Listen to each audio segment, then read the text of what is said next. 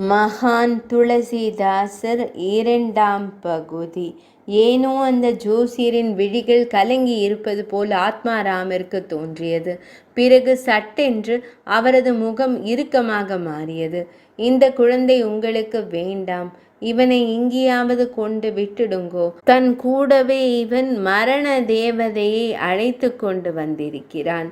இவனை உங்களோடு வைத்து கொண்டு இருந்தால் உங்க 2 பேர் உயிருக்கும் தான் ஆபத்தாக முடியும். கொஞ்சமும் தயங்காமல் நான் கூறியபடி இவனை எங்கேயாவது அப்புறப்படுத்தி விடுங்கள்.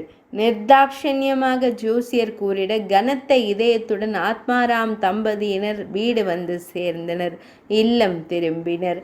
தனக்கு என்ன நேரவிருக்கிறது என்பதை அறியாமல் குழந்தை நிச்சலனமாக தொட்டிலில் உறங்கிக் கொண்டிருந்தது. இல்லத்தில் சூழ்ந்திருந்த அந்த அசாதாரணமான அமைதியை முதலில் ஹுல்சிபாய் தான் கலைத்தாள். கூறுங்கள், தற்பொழுது என்ன செய்யலாம் என்று கேட்டாள். தாயாகவே இருந்தாலும் தன்னலம் குறுக்கிட அவள் தன் கணவனை வினவினாள். அந்த வினாவிற்கு பதிலேதும் கூறாமல் சற்று நேரம் அமைதி காத்த ஆத்மாராம் மெதுவாக வாய் திறந்தார்.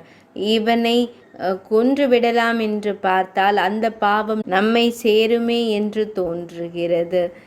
ஆகையால் இவனை யாரேனும் வளர்ப்பதாய் இருந்தால் ஒன்றும் கூறாமல் அவர்களிடமே கொடுத்து விடலாம் தீர்ப்பெழுதினார் தந்தை.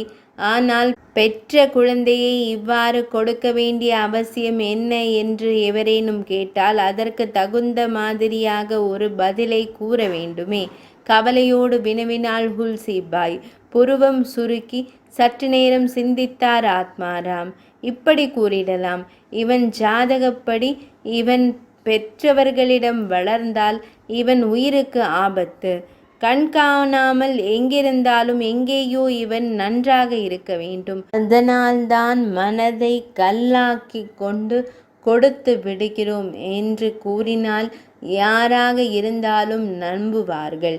தன்னை பெற்றவர்கள் தன்னை அப்புறப்படுத்துவதற்கு தயாராகி விட்டார்கள் என்பதை அறியாமல் அந்த பச்சிளம் குழந்தை இன்னமும் அமைதியாக தொட்டிலில் உறங்கிக் கொண்டிருந்தது. அதற்கு பின்னர் அக்கம் பக்கத்தவர் அறியாமல் பணிகள் மளமளவென நடக்கத் தொடங்கின.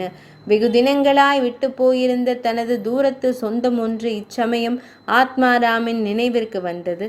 பல காத தூரங்கள் கடந்த வேறு ஒரு கிராமத்தில் அந்த பெண் வசித்து வந்தாள்.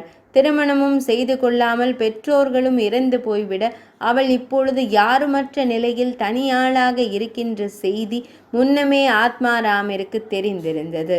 அதனால் அவளை எப்படியாவது சம்மதிக்க வைத்து அவளிடம் இந்த குழந்தையை ஒப்படைத்துவிட முடிவு செய்த ஆத்மாராம் தன் குழந்தையோடு அந்த கிராமத்திற்கு பயணமானார். 2ஆம் பகுதி இனிதே நிறைவடைந்தது.